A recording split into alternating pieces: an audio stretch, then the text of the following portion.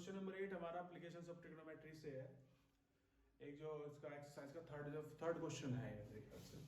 तो इसमें क्या है, एक ट्री है, सपोज कीजिए बीसी ट्री है, हवा आई आंधी आई उसकी वजह से वो टूट के गिर गया, आधा टूट के, मतलब ए बी तक ऊपर रह गया, ए पॉइंट इसमें कहीं था वहां तक तो खड़ा रह गया, यहाँ से टूट के ऐसे गिर गया, तो ये ऐसे हो गया।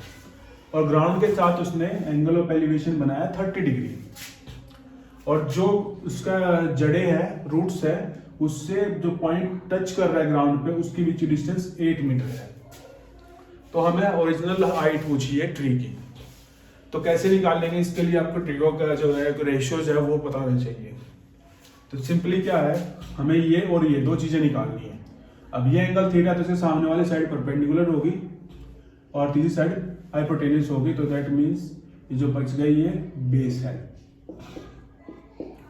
तो हमें ऐसे रेशो चाहिए जिनमें बेस का यूज करके हम परपेंडिकुलर निकाल सके और हाइपोटेन्यूज निकाल सके। पहले हाइपोटेन्यूज निकाल लेते हैं, बेस और hypotenuse cos theta, that means cos 30। cos 30 क्या होगा, बेस यानी कि BC अपॉन में हाइपोटेन्यूज AC। cos 30 कितना होता है, √3/2 अपॉन में 8/AC, that means cross multiply करेंगे √3AC equal to 16, that means AC हमारा हो गया 16/√3। जब सेकंड में देखेंगे हम AB निकालने के लिए परपेंडिकुलर बेस के लिए कौन सा रेशियो यूज कर सकते हैं, 10 30 डिग्री कितना होता है, सॉरी 10 30 क्या होगा, परपेंडिकुलर अपॉन में base, that means AB upon में BC, 10 30 1/3 होता है, सॉरी 1/√3 होता है, और ये हो गया AB अपॉन में 8। तो क्रॉस मल्टीप्लाई करेंगे √3AB इक्वल टू 8, तो AB हमारा क्या हो गया 8/√3। तो दोनों चीजें आ गई हमारे पास, AB भी आ गया AC भी आ गया। तो ट्री तो कितना है, BC है, तो यानी कि AB प्लस AC को ऐड कर देंगे। तो हमारे पास हमें निकालना है height of the tree, AB plus AC, that means 8/√3 plus में 16/√3, √3 एलसीएम हो गया, 8 प्लस 16 दैट मीन्स 24/√3। रैशनलाइज कर लेते हैं इसको, √3 इंटू में √3 कितना हो गया 24 √3 अपॉन में 3, 3 8 जा 24, तो दैट मीन्स 8√3 मीटर। ये हमारी हाइट ऑफ द ट्री है। एक बार देख लीजिए, फिगर बनाई हमने, ये ट्री था पूरा BC, अब हवा आया आंधी आई उसकी वजह से टूट गया, इसका ऊपर गया, ऐसा टूट के ऐसे गिर गया, टूट के जो ग्राउंड पे जहां मिला वो C पॉइंट पे गया है, और रूट से उससे C पॉइंट की डिस्टेंस है 8 मीटर, और जो एंगल ऑफ एलिवेशन बनाया है इसने ग्राउंड के साथ वो 30 डिग्री बनाया है। हमें ट्री की हाइट निकालनी है, तो ये और ये दोनों निकालना पड़ेगा हमें उसके लिए। अब ये थीटा है, तो इसके सामने वाली साइड परपेंडिकुलर हो गई, सबसे बड़ी साइड हाइपोटेनियस, और तीसरी साइड हो गई बेस। अब हमारे पास बेस दिया हुआ है, हमें हाइट और परपेंडिकुलर निकालना है। पहले कोई सा भी एक चीज निकाल सकते हो, हमने हाइपोटेन्यूज निकाला, तो बेस और हाइपोटेन्यूज कौन से रेशियो में आता है, कोस में आता है। cos 30 equal to base upon में हाइपोटेन्यूज, बेस 8 है, हाइपोटेन्यूज AC है, तो √30 cos 30 की वैल्यू √3 अपॉन में 2 होती है, 8 अपॉन क्रॉस मल्टीप्लाई किया हमने इसको, तो कितना हो गया √3AC इक्वल टू 8 2 16, तो AC कितना आ गया, √3 नीचे आ जाएगा, 16 अपॉन में √3। उसके बाद 10 30, क्योंकि हमें ये निकालना है परपेंडिकुलर, बेस और परपेंडिकुलर के लिए कौन सा रेशियो यूज होता है, 10 या कोट में से एक यूज कर सकते हैं, तो हमने 10 यूज किया है, 10 होता है परपेंडिकुलर अपॉन में बेस, 10 30 परपेंडिकुलर हमारा AB है, बेस 8 है, तो 1 अपॉन में √3 होती है 10 30 की वैल्यू, और AB ये 8 है, तो इसको क्रॉस मल्टीप्लाई कर लिया हमने, √3 को AB से करेंगे तो √3AB हो गया, 8 1 जा 8, तो AB की वैल्यू आ गई, √3 नीचे आ गया, ये आ गई हमारी AB की वैल्यू, तो ये दो वैल्यू आ गई है। तो हाइट ऑफ द ट्री निकालने के लिए दोनों को ऐड करना पड़ेगा, A B plus A C, 8/√3 plus 60/√3 दोनों को ऐड कर दिया, √3 एलसीएम, 8 + 16 24। अब नीचे रूट नहीं होना चाहिए, इसको रैशनलाइज कर लेंगे, √3/√3 से मल्टीप्लाई कर दिया तो ये होगा 24 √3/3, 3 8 जा 24, 8 √3 हमारा आंसर आ गया, that is the height of the tree. That's it. Next question करेंगे हम। इसके बाद आते हैं क्वेश्चन नंबर 9 पे। क्वेश्चन नंबर 9 में क्या दिया हुआ है, हमें दिया हुआ है कि किसी पॉइंट P से टेंजेंट्स लगाइए दो PA एंड PB। PA की लेंथ 6 है। अब थ्योरम 10.2 में क्या दिया हुआ है, अगर PA = 6 है तो PB भी 6 होगी। क्यों? क्योंकि किसी एक्सटर्नल पॉइंट से अगर सर्कल पे टेंजेंट्स बनाई जाती है तो दोनों टेंजेंट्स की लेंथ इक्वल होती है, तो AP = BP = 6। अब जब किसी ट्रायंगल में दो साइड इक्वल होती है तो उनके अपोजिट एंगल्स भी इक्वल होते हैं। सपोज किसी एंगल X है, ये भी एंगल X है। अब ये ट्रायंगल में तीनों एंगल का सम कितना होता है, तीनों एंगल का सम होता है 180 डिग्री, एंगल सम प्रॉपर्टी होती है हमारी।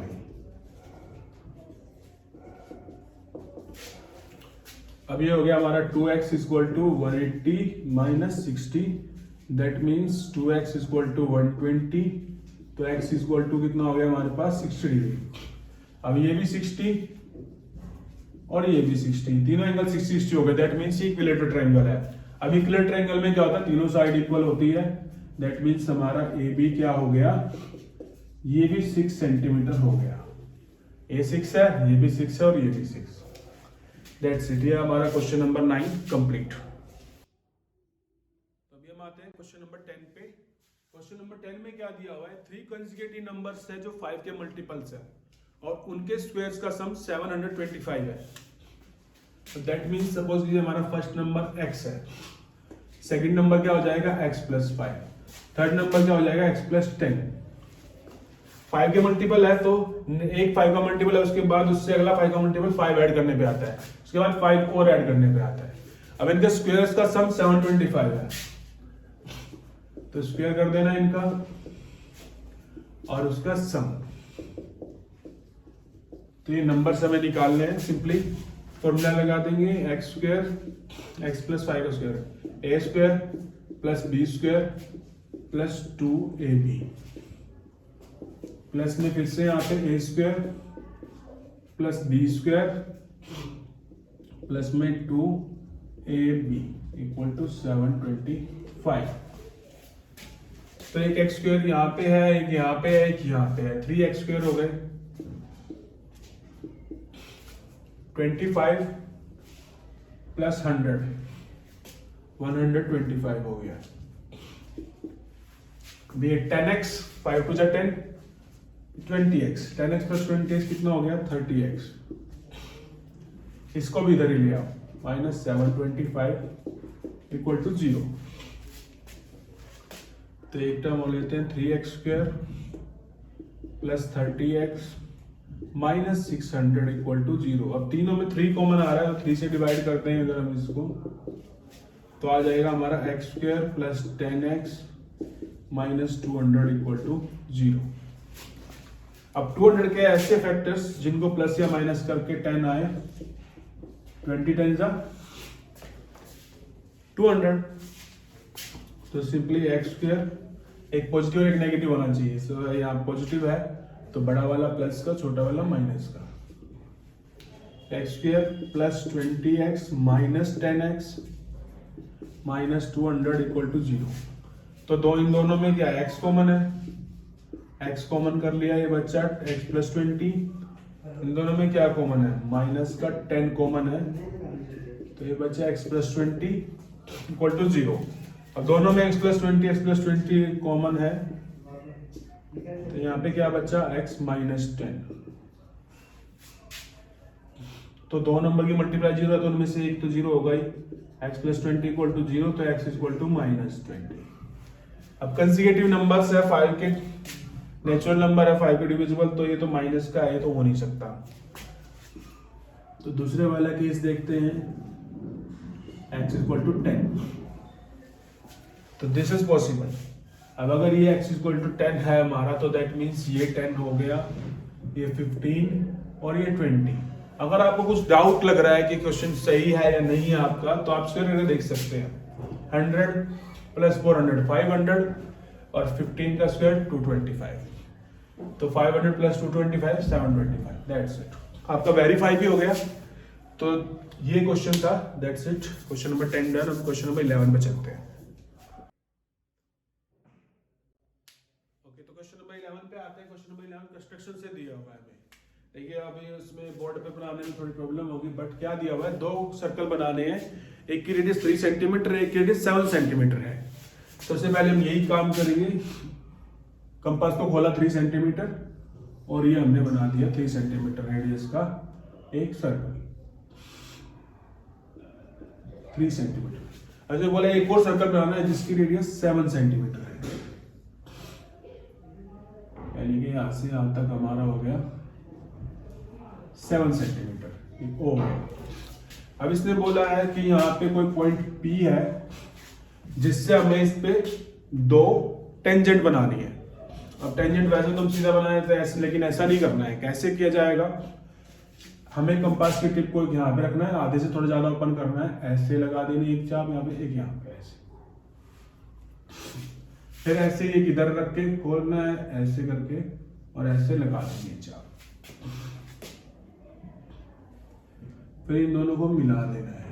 इनको मिला के जो पॉइंट सेंटर पे आएगा उसको सेंटर बना के और फिर हमें क्या करना है, एक सर्कल बना देना है जो दोनों पे मिले। थोड़ा सा पिरामिड हो गया। अब जिस पॉइंट पे ये मिलता है P को उसी से मैच कर देना है, ये PA और PB। कंस्ट्रक्शन वैसे इस पे होनी नहीं चाहिए ऐसे बोर्ड पे, तो मैंने फिर भी आपको समझा दिया है। एक बार बता देता हूँ थोड़ा सा। पहले हमने छोटा सर्कल बनाया 3 सेंटीमीटर रेडियस वाला, फिर हमने बड़ा सर्कल बनाया 7 सेंटीमीटर रेडियस वाला, यहाँ से यहाँ तक 7 सेंटीमीटर। इसने बोला है बड़े सर्कल पे कोई पॉइंट लेना है P और उससे 2 टेंजेंट बनानी है छोटे सर्कल पे। तो हमने क्या किया, पहले इसको जो रेडियस है 0 से P तक, इसको हाफ में डिवाइड किया। कैसे करते हैं आपको पता ही होगा, बट मैं आपको फिर भी बता देता हूँ। एक बार इस पे रखना है, थोड़ा हाफ से ज्यादा खोलना है कंपास को, ऐसे एक चाप लगा देनी है यहाँ पे, आर्क लगा देनी है यहाँ से, फिर एक आर्क यहाँ पे और एक आर्क यहाँ पे। इन दोनों को मिलाएंगे तो एग्जैक्टली मिडिल में आ जाएगा। ये मिडिल में आने के बाद इसको सेंटर पे लेना है और एक सर्कल बना देना है। अब ये सर्कल छोटे सर्कल को जहां पे मीट करेगा जिन पॉइंट पे, उन पॉइंट को P से मिला दीजिए। आपकी 2 टेंजेंट हो गई, इक्वल टेंजेंट्स, दैट्स इट। ये आपको करना है और यही सेम चीज आप कंस्ट्रक्शन में राइट कर देंगे स्टेप बाय स्टेप करके। तो आपका क्वेश्चन नंबर 11 हो गया। इसके बाद हम चलेंगे क्वेश्चन नंबर 12 पे। ओके, क्वेश्चन नंबर 12 स्टार्ट करते हैं। इसमें हमारा दिया हुआ है 300 पैसेंजर्स हैं जो दिल्ली टू पुणे मूव कर रहे हैं, जा रहे हैं एरोप्लेन से। तो इसमें जो क्वेश्चन में दे रखा था हमारा लेस देन वाला चार्ट दे रखा था बना के, तो उसको कैसे आपको चेंज करके राइट करना है वो मैं आपको बता रहा हूँ यहाँ पे। इसको पहले लेस देन से 0 to 10, 10 to 20, 20 to 30, 30 to 40 ऐसे इंटरवल में चेंज करना है। तो इसकी फ्रीक्वेंसी ऐसे ही माइनस होते जाएंगे, 14, 30, 38 ऐसे इसकी फ्रीक्वेंसी चेंज हो जाएगी। फर्स्ट स्टेप तो ये है समझने का। जब आपको यहाँ पे समझ में आ गया तो आगे फिर नॉर्मल है। जैसे कि हमने पहले xi निकाला, इसके बीच ही term first lower limit plus upper limit upon में 2 होता है। तो 0 और 10 एक और शॉर्ट ट्रिक है, उसकी भी ऐसे करने की जरूरत नहीं है आपको। 0 और 10 के बीच में 10 का गैप है तो उसका हाफ कर देते हैं, 5 हो गया। तो फिर 10 10 ऐड होते चले जाइए, 5 प्लस 10 15, 15 प्लस 10 25, 25 प्लस 10 35, फिर 45, 10 10 10 करते चले गए। आपको सबको माइनस करने की जरूरत नहीं है। इसके बाद हमें क्या करना है, देखिए फ्रीक्वेंसी काफी ज्यादा है। अगर फ्रीक्वेंसी कम होती तो हम बेसिक मेथड से कर सकते थे, मीन निकालने के 3 मेथड्स होते हैं हमारे, बट इतनी फ्रीक्वेंसी में जो कैलकुलेशन है वो बहुत ज्यादा हो जाएगी। तो उसको इजी करने के लिए आपको क्या करना है, आप डेविएशन निकाल सकते हैं DI। बट डेविएशन कैसे निकलती है, पहले हमें एक मीन माननी पड़ती है, अज्यूम्ड मीन। सपोज कीजिए हमने अज्यूम्ड मीन ले लिया है 45। एक और कैलकुलेशन इजी करने का एक सिंपल सी ट्रिक है। क्या करना है, अज्यूम्ड मीन जैसे 2 पर 2 है, ये 2 कॉलम है तो बड़े को लेने की कोशिश कीजिएगा। दोनों में से 35 45 में से बड़े को लेंगे तो कैलकुलेशन और इजी होगी। तो आगे करेंगे हम। फिर डेविएशन देख लिया हमने, कैसे करते हैं, अज्यूम्ड मीन और xi में से माइनस करते हैं। 5 minus 45 40, 15 minus 45 minus 30, 25 minus 45 minus 20, 35 minus 45 minus 10, 0, फिर 10 ज्यादा है, 20 ज्यादा है या 30 ज्यादा है, तो सिंपली हमने बना दिया। बट हमने देखा अभी भी ये क्या है, अगर आप 61 और इसको मल्टीप्लाई करेंगे आगे तो बड़ा हो जाएगा, तो इसको थोड़ा सा और छोटा कर लेते हैं ui निकाल के। ये थर्ड मेथड जो हमारा है मीन निकालने का, उसके अकॉर्डिंग क्या करना है, जो आपने di निकाला है उसको इसके इंटरवल से डिवाइड कर देना है। 10 10 का गैप है तो 40 डिवाइड 10 4, 30 डिवाइड 10 3, 20 डिवाइड 10 2, और ऐसे डिवाइड करते करते हम यहां तक आ गए 3 तक। देखिए सिंपली आपके पास ये टर्म्स थी, इसको आपने पहले ऐसे बनाया, फिर इसको आपने 5 को 4 में, इसको 45 को 0 में, 1 में, 2 में, 3 में, कितना इजी हो गया। अब इसको इजीली मल्टीप्लाई कर सकते हैं। 14 FI निकाला, 14 4 जा 56, 33 जा 90, 38 2 जा 76, 52 1 जा 52, 0, 61 1 जा 61, 42 2 जा 84, 13 3 जा 39। हमें क्या करना है, माइनस माइनस वालों को ऐड कर लीजिए पहले। 56 plus 90 146, 146 plus 76 220, 220 plus 52, sorry 222 plus 52 minus का 274। अब प्लस प्लस वालों को ऐड कर लीजिए। 31 और 39 100 प्लस 84 184, माइनस किया तो माइनस का 90 आ गया। अब सिंपली हमारा जो फॉर्मूला है मीन एज का, मीन निकालने का, assumed mean plus sigma FI UI upon में सिग्मा FI प्लस मल्टीप्लाई में क्या करते हैं, इंटरवल h। तो अज्यूम्ड मीन हमने लेट की है तो सिंपली मीन निकाल लेते हैं। 45 प्लस में सिग्मा FI UI क्या आया है, माइनस 90 अपॉन सिग्मा FI, यानी कि सारी फ्रीक्वेंसी का सम कितना है 300, सॉरी यहाँ 300 मल्टीप्लाई में h 10 है। एक जीरो इसकी यहां से कैंसिल होगी, एक जीरो यहां से कैंसिल होगी, 3 3 जा 9, तो 45 minus 3 equal to 42। That's it, ये आपका आंसर है। एक बार आप इसको कर लेते हो बिल्कुल इजी हो जाता है, यहाँ पे आपको कुछ कैलकुलेशन करनी ही नहीं है। अगर आप यहां से करते इसको डायरेक्ट करते, पैसेंजर्स को यही एक्सरसाइज से मल्टीप्लाई करते चले जाते, तो आपका 12,000 समथिंग आता। फिर आप इसको आगे डिवाइड करते रहते, बहुत लंबा हो जाता। तो हमने क्या किया, उसको इजी बना लिया। आप बेसिक से भी कर सकते हो, यहां तक जो होता है बेसिक मेथड होता है सिंपल मीन। फिर आप DI से निकाल सकते हैं, इसको बोलते हैं अज्यूम्ड मीन मेथड। फिर उसके बाद UI से निकालते हैं, इसको बोलते हैं डेविएशन, स्टेप डेविएशन मेथड। तो तीनों में से किसी मेथड को आप चूज कर सकते हैं और उससे क्वेश्चन कर सकते हैं। तो दैट्स इट। अब नेक्स्ट क्वेश्चन पे चलते हैं। क्वेश्चन नंबर 13 पे आए हम। क्वेश्चन नंबर 13 में क्या है, केस स्टडी है एप्लीकेशन ऑफ ट्रिग्नोमेट्री के बेस पे। अब इस केस स्टडी में क्या है, एक लाइट हाउस है जो 40 मीटर हाई है। ये लाइट हाउस पहले होते थे, अभी भी होते हैं, आपने कभी मूवीज में देखा होगा। क्या पर्पस होता है लाइट का, ये लाइट हाउस का ये क्या होता है, कोई छोटे मोटे आइलैंड पे होते हैं समुद्र के बीच में, सी के बीच में।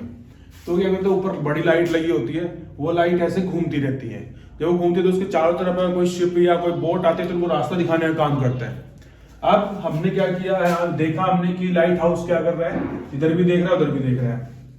जब उसने इस तरफ देखा तो उसको शिप दिखाई दिया, इसको इस तरफ देखा तो बोट दिखाई दी। अब जब एंगल ऑफ डिप्रेशन मेजर किया गया, ऊपर से देख रहे हैं तो एंगल ऑफ डिप्रेशन है ये। जब शिप को देखा तो 60 डिग्री बना, जब बोट को दिखा पे लाइट पड़ी तो 30 डिग्री बना। अब हमें क्या निकालना है, फर्स्ट पार्ट में हमें ये बताना है कि लाइट हाउस के क्लोज क्या है, शिप है या बोट है। एक सिंपल से ट्रिक है, इसमें क्या होता है आप पता कर सकते हैं बिना कुछ किए ही। अगर ऑप्शन जैसे मल्टीपल चॉइस लास्ट टर्म में आए थे, ऐसा आता है जिस तरफ एंगल ज्यादा होगा वो ज्यादा पास में होता है। जैसे यहाँ पे एंगल 60 है तो ये क्लोज है, यहाँ पे 30 है तो ये दूर है। तो अब हमारे पास क्या दिया हुआ है, अगर एक ये ट्रायंगल, पहले शिप का निकाल लेते हैं, ये बताना है कौन सा क्लोज है, तो आपको करके दिखाना है, हमें थ्योरेटिकल पेपर है। तो इस पहले शिप का निकालेंगे तो ट्रायंगल ABC लेना पड़ेगा। ABC लेंगे तो ये एंगल हमें पहले इसके अंदर एंगल चाहिए, ये है तो ये भी कितना होगा 60 डिग्री। यहाँ पे एंगल ऑफ डिप्रेशन और एंगल ऑफ एलिवेशन सेम होते हैं, यहाँ पे ये 30 होगा। अब ये एंगल थीटा है तो इसके सामने जो साइड है वो परपेंडिकुलर है, जिसपे बना है ये हमारा बेस, और जो सबसे लंबी साइड है वो हाइपोटेन्यूस है। ये तो हमें चाहिए नहीं, हमें बेस चाहिए। बेस और परपेंडिकुलर में कौन सा रेशो यूज होता है, 10 या 14 में से कोई एक यूज कर सकते हैं। तो फर्स्ट पार्ट के लिए सबसे पहले हम शिप का निकालेंगे। शिप के लिए in triangle ABC 1060 degree. 1060 degree क्या होगा? परपेंडिकुलर यानी कि 40 अपॉन में बेस BC। 1060 होता है हमारा √3 इक्वल टू 40 अपॉन में BC। अब BC की वैल्यू निकालेंगे, BC को इधर ले आइए तो ये हो जाएगा हमारा 40 अपॉन में √3। अगर आप इसको सिंप्लीफाई करना चाहे तो √3 से ऊपर नीचे मल्टीप्लाई कर सकते हैं, रेशनलाइज हो जाएगा ये 40 √3 अपॉन में 3 मीटर। अब सेकंड थिंग हम निकालेंगे बोट। बोट के लिए triangle ABD, in triangle ABD। Triangle ABD में हमें क्या करना है, इसमें भी क्या कहते हैं, ये थीटा है तो परपेंडिकुलर हो गया, बेस हो गया, तो सेम ले सकते हैं हम 1030 degree equal to AB which is 40 metre upon में BD। 1030 कितना होता है? 1 अपॉन में √3, 40 अपॉन में BD। अब इसमें BD की वैल्यू निकालेंगे, क्रॉस मल्टीप्लाई कर लेंगे, क्या आएगा यहाँ पे BD इक्वल टू 40 √3। तो आप क्लियरली देख सकते हैं 40 √3 बट इसके नीचे 3 है, दैट मींस ये लेस है, ये ज्यादा है। तो नियर कौन सा हुआ? शिप हो गया नियर, शिप इज नियरर।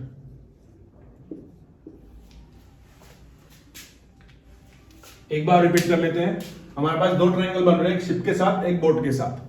तो हमें पूछा कौन सा ज्यादा क्लोज है, इसके नियर कौन सा है। नियर निकालने के लिए पहले हम शिप का करते हैं। शिप के लिए शिप यहाँ पे है तो ये ट्रायंगल ABC के अंदर आएगा, तो इन ट्रायंगल ABC अगर एंगल थीटा ही है तो परपेंडिकुलर हो गई, बेस हो गया। परपेंडिकुलर बेस के लिए क्या चाहिए होता है हमें, या कौन सा रेशो यूज कर सकते हैं ट्रिग्नोमेट्रिक, या तो 10 या फिर कोट। हमने 10 यूज किया, 60 डिग्री है तो 1060 क्या हो जाएगा, परपेंडिकुलर अपॉन में बेस। परपेंडिकुलर 40 है, बेस BC है। हमें BC की वैल्यू निकालनी है, डिस्टेंस निकालनी है लाइट हाउस से कितनी दूर है। तो BC इधर आ गया, ये इधर चला गया, तो आ गया BC इक्वल टू 40 अपॉन में √3। रैशनलाइज कर लेंगे इसको, तो √3 अपॉन में √3 से मल्टीप्लाई, 40 √3 अपॉन में 3 आ गई। ये डिस्टेंस है हमारी शिप की लाइट हाउस से। सेकंड केस में बोट के लिए कौन सा ट्रायंगल बनेगा, ABD ट्रायंगल में थीटा है 30 डिग्री, तो 1030 degree equal to perpendicular AB यानी कि 40 अपॉन में बेस BD। तो 1030 होता है 1 अपॉन में √3, तो 40 अपॉन में BD, तो BD आ गया, क्रॉस मल्टीप्लाई कर लिया हमने 40 √3। अब ये भी 40 √3 है, ये भी 40 √3 है, बट इसके नीचे 3 भी है, दैट मींस ये छोटा है, तो that means ship is nearer to the lighthouse. ये हमारा फर्स्ट पार्ट एंड हो गया यहाँ पे। इसके बाद हम सेकंड पार्ट करेंगे। सेकंड पार्ट में हमें बताना है कि अगर बोट को लाइट हाउस तक जाना है तो इसको वहां तक पहुंचने में कितना टाइम लगेगा। और एक चीज और दे रखी है, बोट की स्पीड दे रखी है हमें 20 km/h। Speed of the boat 20 km/h। अब डिस्टेंस हमें पता है, हमने अभी निकाली थी 40 √3 मीटर। जैसे कि आप छोटी क्लासेस में कर चुके हैं, टाइम निकालने का फॉर्मूला क्या होता है, डिस्टेंस अपॉन में स्पीड। अब टाइम निकालेंगे हम, डिस्टेंस है हमारी 40 √3, स्पीड है हमारी 20 km/h। तो हमने क्या किया है, डिस्टेंस है हमारे पास, टाइम भी है, सॉरी टाइम हमें निकालना है, डिस्टेंस है हमारे पास, स्पीड है हमारे पास 20 km/h। अब ये मीटर में है, ये किलोमीटर में है, तो इसको पहले हम क्या करेंगे, सेम वे में चेंज कर लेंगे। 40 √3 मीटर अपॉन में 20 × 1000 मीटर पर आवर है, तो दैट मीन्स 60 × 60 3600 हो जाएगा हमारा। तो इसको हम कर लेते हैं 40 इंटू में √3 को भी कर लेते हैं 1.73 इंटू में 60 इंटू में 60 अपॉन में 20,000। तो इसमें 1 2 3 3 zeros कैंसिल हो गई हमारी, अब 4 5 जा 20। अब हम क्या करेंगे, इनको मल्टीप्लाई कर लेते हैं। 6 6 जा कितना हो गया 36। 36 को 1.73 से करेंगे और फिर 5 से डिवाइड करेंगे तो ये हमारा आ जाएगा 36 1 जा और ये 6 जा, इसको डिवाइड करके हमारा 12.45 समथिंग आ जाएगा। तो इसको हम पूरा लिख लेते हैं 12.5 सेकेंड्स। इतना हमारा टाइम लगेगा इसको कवर करने में। तो इसको एक बार और रिवाइज कर लेते हैं सेकेंड को। देखिए सबसे पहले हमने तो हमें बोट और शिप का डिस्टेंस निकालना था, क्यू लाइट हाउस से कितनी दूर है।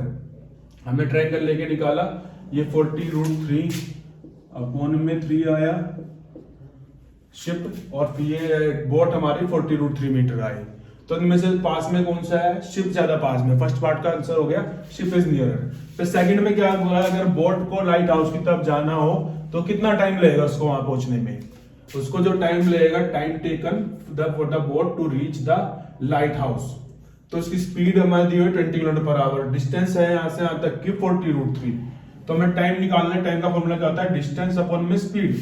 अब डिस्टेंस तो मीटर में है बट स्पीड किलोमीटर/आवर में है, तो किलोमीटर को मीटर में चेंज कर लेंगे। 1 किलोमीटर में कितने मीटर होते हैं 1000। 20 × 1000। 1 आवर में कितनी सेकंड्स होती हैं 60 × 60। 1 आवर में 60 मिनट, 1 मिनट में 60 सेकंड्स। तो हम इसको ऊपर ले गए। 40 मल्टीप्लाई हमने √3 की वैल्यू होती है रफली 1.732 आगे होती है, हम 2 डिजिट तक ले लेते हैं इसको। फिर मल्टीप्लाई 60 अपॉन में 20,000। तो 2 0 यहाँ पे, 1 0 यहाँ पे, 3 0 से 3 0 कैंसिल हो गई। 4 5 जा 20। फिर हमने क्या किया, इन तीनों को 6 6 जा 36, 36 को 1.73 से मल्टीप्लाई किया, और मल्टीप्लाई के जो है उसको अगर हम 5 से डिवाइड करते हैं तो डिवाइड करके 12.45 आता है, और आगे भी चलता जाता है। तो हम 1 डिजिट तक ले लेते हैं, इसको अगर हटाएंगे तो 12.5 सेकेंड्स ये हमारा टाइम लगेगा। उसको अप्रोक्स इस पे लगा देते हैं क्योंकि पूरा कैंसिल नहीं होता है कहीं भी जाके। तो 12.5 सेकेंड्स आपको इस बोट को यहाँ से लाइट हाउस तक पहुंचने में लगेगा। That's it. ये आपका क्वेश्चन नंबर 13 है। इसके बाद हम क्वेश्चन नंबर 14 करेंगे।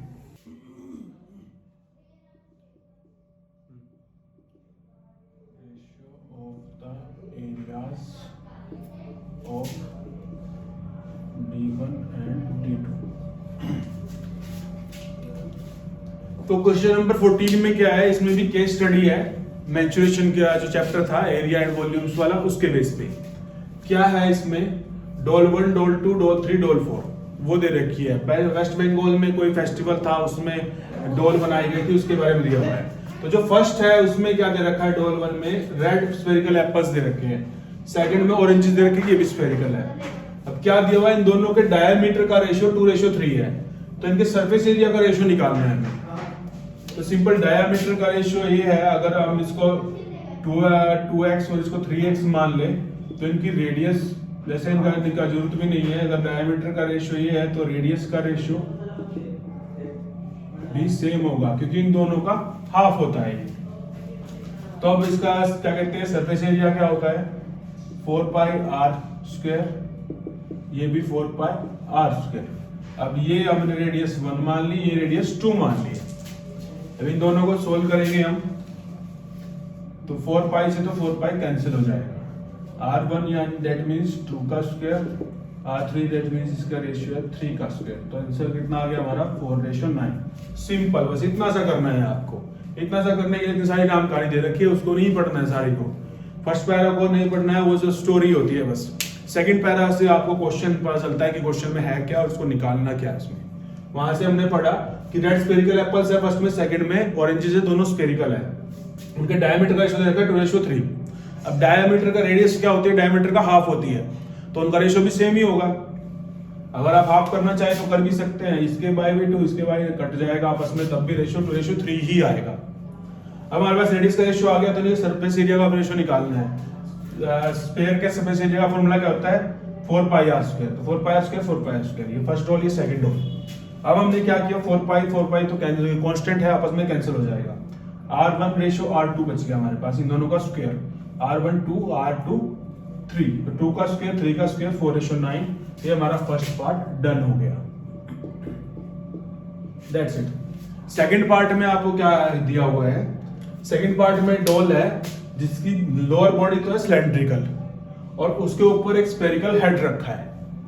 लोअर बॉडी सिलेंड्रिकल है, उसके ऊपर एक स्फेरिकल हेड रखा है। अब क्या है, दोनों का जो स्फेरिकल हेड है और जो सिलेंड्रिकल बॉडी है, दोनों की रेडियस 3 सेंटीमीटर की है। दैट मींस जो आर है वो 3 सेंटीमीटर है। और एक चीज और है कि जो ड्रम है उसकी भी रेडियस 3 है, तो आर हम कॉमनली 3 ही ले लेंगे, क्योंकि इसमें भी 3 है, इसमें भी 3 है, तो सब में 3 3 है। क्या हुआ, इसमें जो ये जिस मटेरियल से ये बना था, जो क्ले थी, उस क्ले को सारा इसको तोड़ फोड़ के दोबारा इसी से ही ये बनाया गया है ड्रम। अब जब इसको तोड़ फोड़ के इससे ड्रम बनाया गया है, तो इसकी हाइट पूछी है, ये ऐसे खड़ा है, सॉरी, तो वैसे ही अगर उसको सीधा खड़ा करे तो हाइट कितनी होगी, दैट मींस ये लेंथ कितनी है। तो उसके लिए जितनी वॉल्यूम इसकी है उतनी वॉल्यूम इसकी है। तो अगर दोनों की वॉल्यूम निकाल के इक्वल कर देते हैं तो एच आ जाएगी हमारी। तो दोनों की वॉल्यूम कैसे निकलेगी, ये सिलेंडर है, इसके वॉल्यूम का फॉर्मूला क्या होता है, पाई आर स्क्वायर एच प्लस में स्क्वायर का 4/3 pi R cube equal to, ये सिलेंडर है हमारा दूसरा, पाई आर स्क्वायर, इसमें आप मान लीजिए कैपिटल एच है, क्योंकि ये भी एच हो गया, कैपिटल हो गया, इसको अब ऐसे पुट कर लीजिए। यहां तक क्लियर है। सिलेंडर है, सिलेंडर की volume pi R square H, फिर उसके ऊपर स्फेयर रखा है, स्फेयर की volume 4/3 pi R cube equal to में सिलेंडर है, इसी को तोड़ फोड़ के ये बनाया गया, जितना मटेरियल इसका इतना मटेरियल इसका, दैट मींस वॉल्यूम दोनों की सेम हो गई, तो equal to pi R square H. तो हम इसको सोल्व कर लेंगे। सबसे पहले तो पाई सब में कॉमन आ रही है, पाई और आर स्क्वायर, तो इधर क्या बच गया एच, इधर बच गया हमारा 4/3 R equal to pi R square H. Extra calculation नहीं करनी है आपको, एक्स्ट्रा कैलकुलेशन बिल्कुल नहीं करनी है, ये पूरा कैंसिल हो गया इससे। अब आपके पास h बचा, इसका हाइट कितनी है, 8 है और रेडियस 3 है इक्वल टू h। 3 से 3 कैंसिल हो गया, 8 + 4 = 12। और इसको इसकी वॉल्यूम निकालते हैं, फिर इसको निकालते हैं, उसको ऐड करके फिर इसको भी कैंसिल करते हैं, फिर यहाँ निकालते हैं। आपको कुछ नहीं करना है, सिंपली पाई कांस्टेंट है, दोनों में से निकाल लो, रेडियस भी 3 3 है सबकी, उसको भी निकाल लो, ये कैंसिल हो गई, कुछ भी नहीं बचा, हाइट इसकी ऐड कर दी, रेडियस ऐड कर दी और हमारा आंसर आ गया सिंपली। ओके स्टूडेंट्स, ये हमारा क्वेश्चन नंबर 14 है। क्वेश्चन नंबर 14 और होने के बाद हमारा सैंपल पेपर एंड हो चुका है। अगर आपको वीडियो अच्छी लगती है तो आप वीडियो को आप लाइक कर सकते हैं, सब्सक्राइब कर सकते हैं, पूरा वीडियो देखिए। हमने वीडियो 2 पार्ट्स में बनाया है, फर्स्ट 7 क्वेश्चन फर्स्ट पार्ट में, नेक्स्ट 7 क्वेश्चन सेकंड पार्ट में। आप किसी भी वीडियो के कमेंट्स में आप इसका लिंक मिल जाएगा आपको क्वेश्चन पेपर का, जो सैंपल पेपर का जो क्वेश्चन पेपर है आपको, क्योंकि मैंने सारी स्टेटमेंट पूरा एक्सप्लेन नहीं किया, अगर पूरा एक्सप्लेन करता तो ये 2 घंटे की वीडियो हो जाती। अब 2 घंटे की वीडियो कौन देखेगा, 2 घंटे की वीडियो किसी से जाती है। आपको सिर्फ सोल्यूशन चाहिए, क्वेश्चन तो आपके पास है ही, आपको अच्छी तरह से मिल जाएगा प्रिंटेड, वो उसको आप निकाल के प्रिंट कर सकते हैं, लिंक कमेंट्स में आपको मिल जाएगा। अगर आपको दोस्तों आपको अच्छी लगती है वीडियो तो एनकरेज कीजिए हमें। देखिए मैं आपको साइंस का सैंपल पेपर का सोल्यूशन भी दूंगा, आपको जो पूरा सिलेबस है मैथ्स के, जो एक्सरसाइज जितनी भी एक्सरसाइज है, साइंस के जो चैप्टर्स हैं 10th क्लास के भी मैं बात कर रहा हूँ, उनका 100 का नोट्स आपको मिलेंगे अच्छे से एक्सप्लेन करके। साइंस की जो जो प्रोसेस है उसको कैसे सोल्व करना है, क्या कहते हैं आपका मैथ्स में जो जो चीजें हैं वो हमें कैसे सोल्व करनी है, उन सबको समझाया जाएगा। देखिए मेरी ये चौथी 5वीं वीडियो है, तो अभी मुझे यूट्यूब से इतना मतलब इतनी नॉलेज नहीं है यूट्यूब पे कैसे वीडियो बनाना है। कुछ अगर आपको कुछ प्रॉब्लम लगती है तो आप कमेंट्स में डाल सकते हैं, और अगर अच्छा लगता है तो आप लाइक सब्सक्राइब कीजिए और पूरा वीडियो वॉच कीजिए। Thank you.